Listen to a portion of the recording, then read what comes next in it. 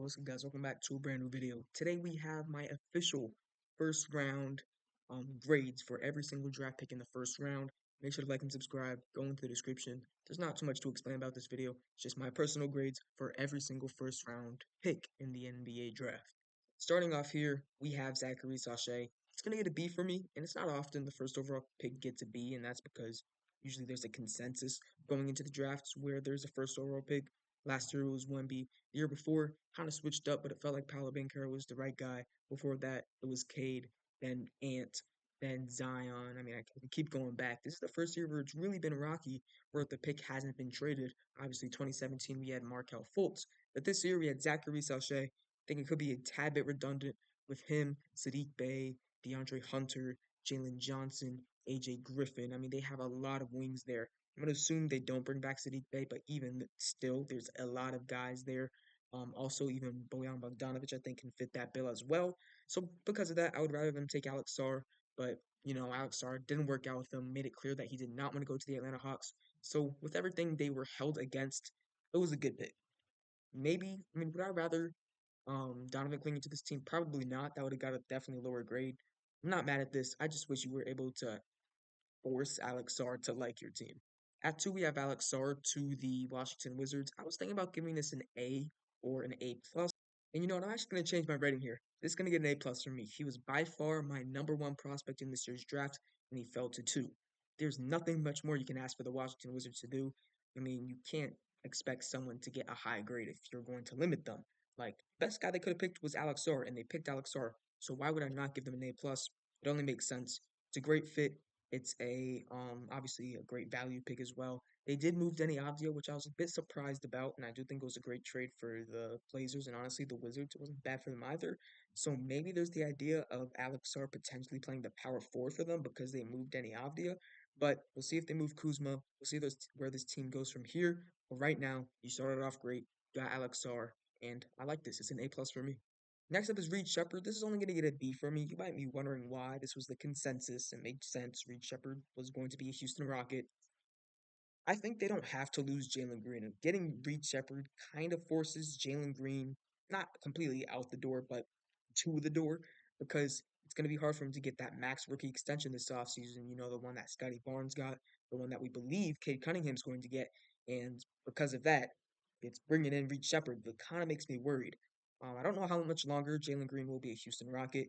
To be fair to the Rockets, he really only had 1 month of very good, consistent basketball, and that was this past year. So if you want to give him that rookie max, go ahead. But me, I probably wouldn't love that. And I think you kind of have a guard jam right now with Fred VanVleet, Jalen Green, Amen Thompson. You have obviously now Reed Shepard. Then you have a couple of other guys too that can fit that guard bill as well. So it's a little bit redundant at guard right now, but I don't hate the pick. It's gonna get a B for me. I also think he was a tad bit overrated going into the draft. So would I rather Donovan Clingan? Not completely. Would I rather Stephon Castle? Also not completely. But at the end of the day, this is probably not going to get higher than a B for me. Next up, Stephon Castle to the San Antonio Spurs. It's going to get an A minus for me. I love the pick. It's a very fine pick. Honestly, you could say it's an A. Yeah, Greg Popovich got his defensive-minded guard, and in my opinion, Stephon Castle was the best perimeter defender in this draft class. Getting him at 4, I think obviously there's room to grow with that jump shot, but I think he's got it. I think he's going to be able to get that jump shot, and I think one day he could be a future All-Star. I love this pick for San Antonio. They made the right move, and I'm really excited to watch Stephon Castle and Victor Wembanyama going into next season. Next up, we have Ron Holland at 5 to the Detroit Pistons. This is going to get a B minus for me. Um, Going into the drafts, obviously, most of the outlets had Ron Holland going late lottery or even going out of the lottery, like the Miami Heat were a team that were looking at him.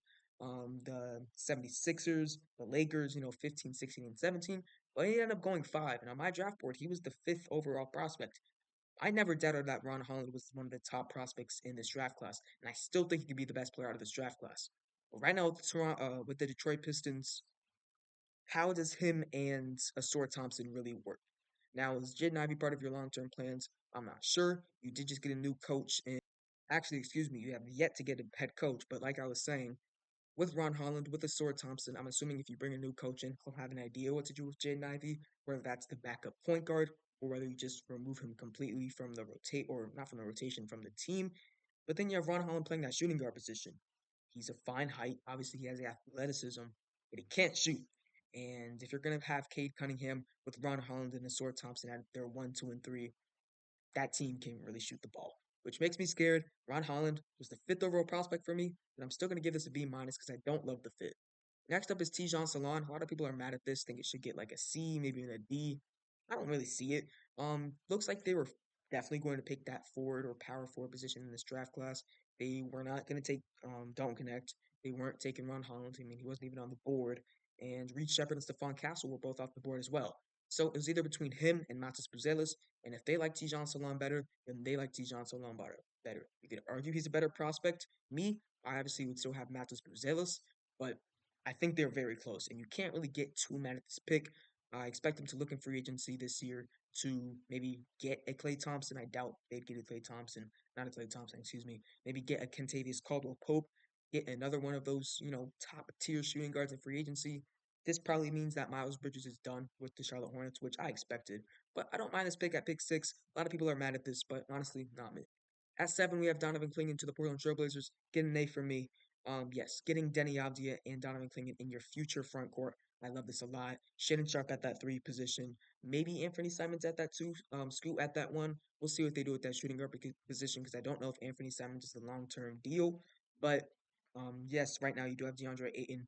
Maybe you could package Ayton and Simons. I mean, if you're going to be an okay team next year at midseason, maybe you look to get one of those younger stars on the up. But I'm not sure so sure right now. But I do love the future pick and roll of Donovan Clingan and Scoot Henderson. The Trailblazers made the right pick here. Next up at number 8, I believe this is going to be the Minnesota Timberwolves. Rob Dillingham. This is an A for me. I had this mocked in one of my very, very, very early mock drafts. Had the Timberwolves trading up from 20 something to 15 to come in and steal Rob Dillingham. And they did trade up, except it was from 27 to 8 instead of what I had earlier. So I love this a lot. Obviously, Monte Morris, not going to say he's out the door because Rob Dillingham's not probably going to push him out of minutes next season. But Mike Conley, obviously one of the oldest players in the league, we have his replacement right here, Rob Dillingham. I like this a lot. This is going to get an A for me. Honestly, this might be my favorite pick in this draft class if it wasn't for what happened at pick 17 and 29. Next up at 9, yep, we got Zach Edey. He's gonna get a C for me. I just thought it was kind of pointless. There was definitely teams calling your phone to trade up for one of these players, and maybe a Matas Buzelis. Some team could look to trade up for Matas Buzelis. Maybe it was even the Thunder at 12. Even if you traded back to the Thunder at 12, I thought you could have targeted maybe a Kalel Ware, maybe even an Eves Misi. Honestly, I wouldn't have been mad at Jerron Holmes.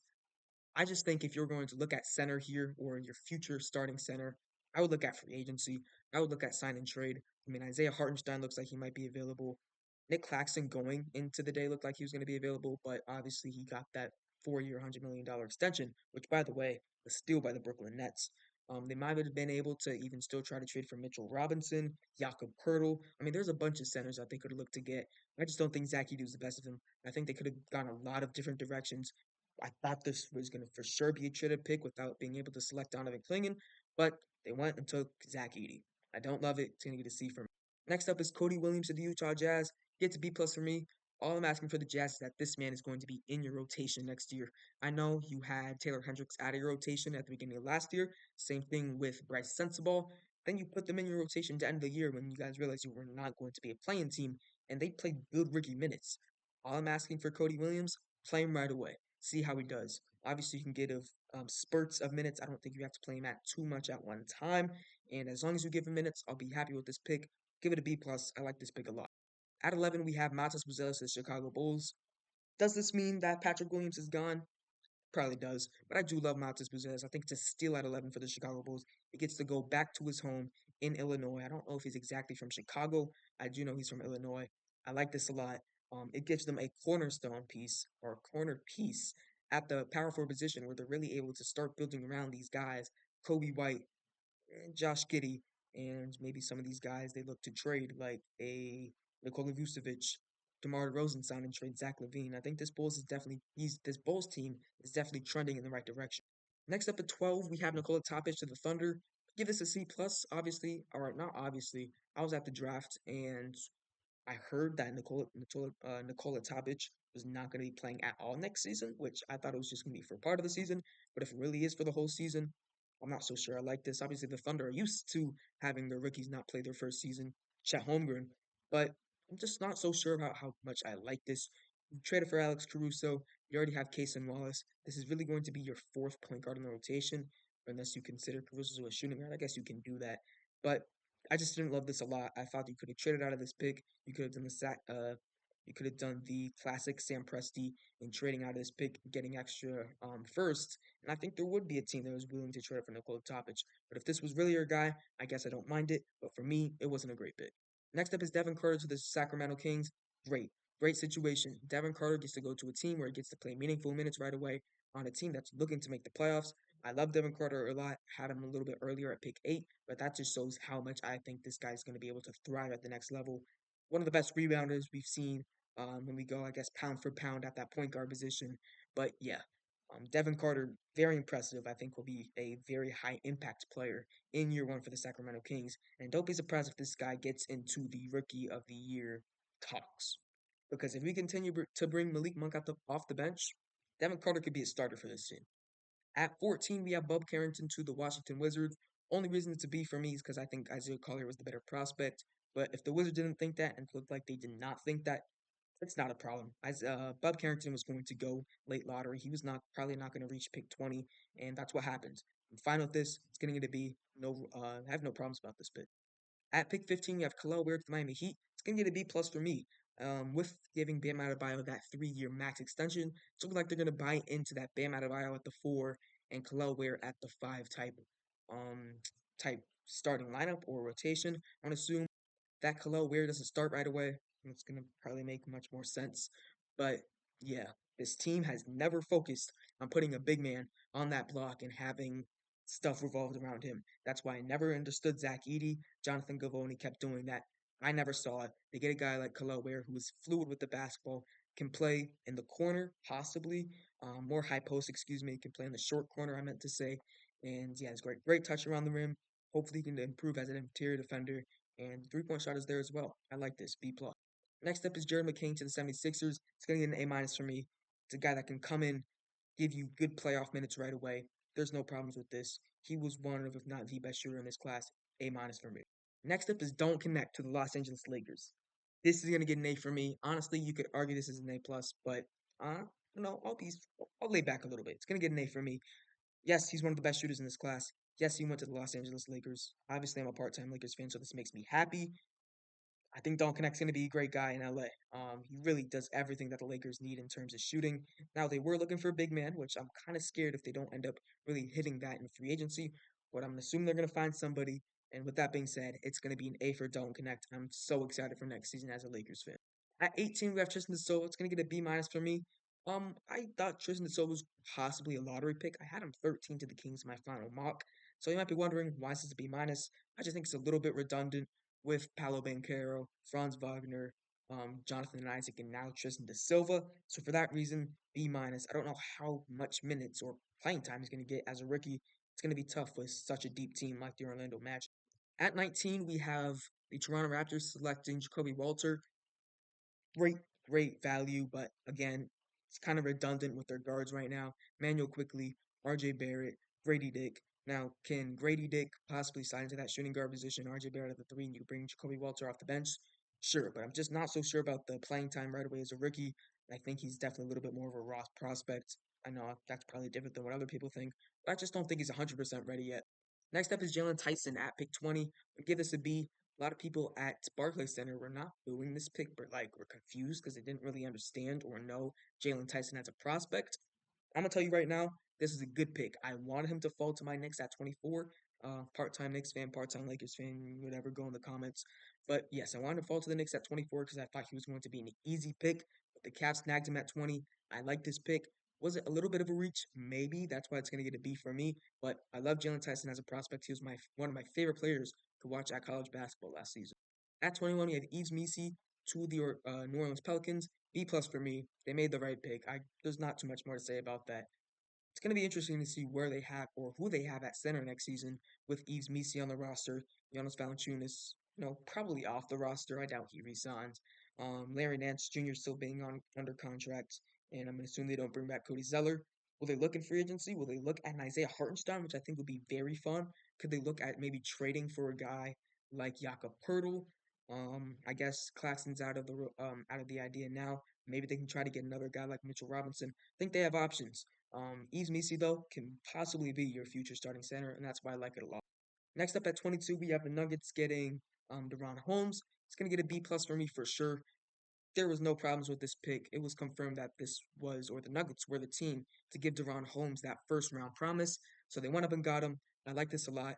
I made the comparison to Nas Reed with less finesse around the basket. I still like that a lot. DeRon Holmes, great defender, very fluid on the offensive side of the ball. I think he's a prototypical modern day big man for the NBA. At 24, or at 23, excuse me, we had a bit of a questionable one. We had AJ Johnson to the Milwaukee Bucks. Geez, the Bucks have not been amazing at drafting talent these last couple of years. Last year, Andre Jackson, he was good. Year before that, Marjon Beauchamp, that was a bit questionable. And this year, AJ Johnson kind of fits that mold again. This is going to get my lowest grade in this draft with a D. This team's trying to win games next year. This team's trying to win playoff games. This team's trying to win a championship. And getting AJ Johnson just doesn't help that at all. There's big men on the board like Kyle Filipowski, even a Dembona. Even then, there was some wings on the board I would rather have above AJ Johnson. Kevin McCullough. Even if we want to go a bit lower, could rather other point guards like KJ Simpson, AJ Mitchell, Trey Alexander. There were a lot of players I would rather over AJ Johnson for this Bucks team here at 23. I was surprised they didn't go ahead take even a Johnny Furphy, maybe even a Kyle Filipowski. I mean, there was a lot of guys that could have went. They got one of the rawest prospects in this draft class. He's 18 years old. I believe that he'll end up being a good NBA player. He's one of the guys that I think will hit his potential somewhat. Other than some other guys I think are a little bit raw, like AJ Johnson. So I believe in his potential. I just don't know if the Bucks really want to buy into that right now, considering they're trying to win a championship in Damian Lillard and Giannis Antetokounmpo's timelines. Next up is Keyshawn George to the Wizards. At the draft, I thought this was going to be the Knicks pick, and when they went up, obviously he's wearing a Knicks hat. There's Knicks colors in the background. I thought that was the Knicks. I came home, what, an hour later from Brooklyn, it happened to be the Wizards pick. Got mad. I would be so excited if Keyshawn George is a New York Knick. I mean, part-time Knicks fan, I have to be able to say that. I like him a lot more than Pacome Daddy, but I know for sure that the Washington Wizards got their guy. They traded up. It was great for the Washington Wizards. Washington Wizards and Blazers, I know they made that trade with each other, but I think they both won draft night so far. Next up is Pacome Daddy. I don't hate him as a prospect. I think he like I'm not gonna say a lock with the first round, but it was looking more likely than not that he was going to be a first round guy. And he was. I just think the Knicks should have looked and took Keyshawn George at 24 and then maybe trade 25 instead of trading from 24 to 26, taking Pacome Daddy. I just think that Keyshawn George does everything Daddy does to a better extent. Just my opinion. That's why it's going to get a C minus for me. 26, we have the Thunder trade with the Knicks to get pick 26. They took Dylan Jones. Thought he was a for sure second rounder. If you wanted to get him in the second round, go ahead trade in the second round, but you decided to do it at 26. Didn't make too much sense for me. It's going to get a C. Next up is Terrence Shannon Jr. Shout out to bro for beating them allegations. I read into it a little bit. It was weird what she was like trying to put on him or set him up doing. Not set him up, but like what she accused him of doing. Weird. But yeah, shout out Terrence Shannon Jr. B plus. I'm rooting for him at the NBA level for level for sure. I'm rooting for Terrence Shannon Jr. and I hope he has a great NBA career. And he kind of does fit what the Timberwolves need in bench scoring because last year or in the playoffs at least it was not good. At 28, we have Ryan Dunn to the Phoenix Suns. B plus. They got a guy who can play right away. Hopefully in the right system. Hopefully he doesn't have to shoot corner threes because in the Suns game plan, it's looking like that might have to be what he has to do. Hopefully he doesn't have to do that. Hopefully he can just roam around, catch lobs, get in the high post, get his teammates some looks. I'm cool with this. At 28, though, I thought they were going to go Tyler Kolek because they traded down and Kolek was still available. They didn't get him, so still going to get a B plus from me. At 29, Isaiah Collier, A plus. There was just no way this man fell all the way to 29 and the Jazz got him. Jazz got Cody Williams and Isaiah Collier in this draft class. If I was grading this right now, or the Jazz overall draft class right now, it would be an easy A plus. Still have to wait for that second round, but it's looking very good for the Jazz. There's just no way that this guy should have been available at pick 29. Next up is Baylor Sharman at pick 30. gonna get a B for me. And yeah, I like this pick a lot. Could it be a bit redundant with Sam Hauser? I'm gonna say no, actually. I think Sherman brings a lot more in terms of playmaking, getting his teammates the ball. Defense, a little bit iffy, but otherwise, I like this pick. Finally, we have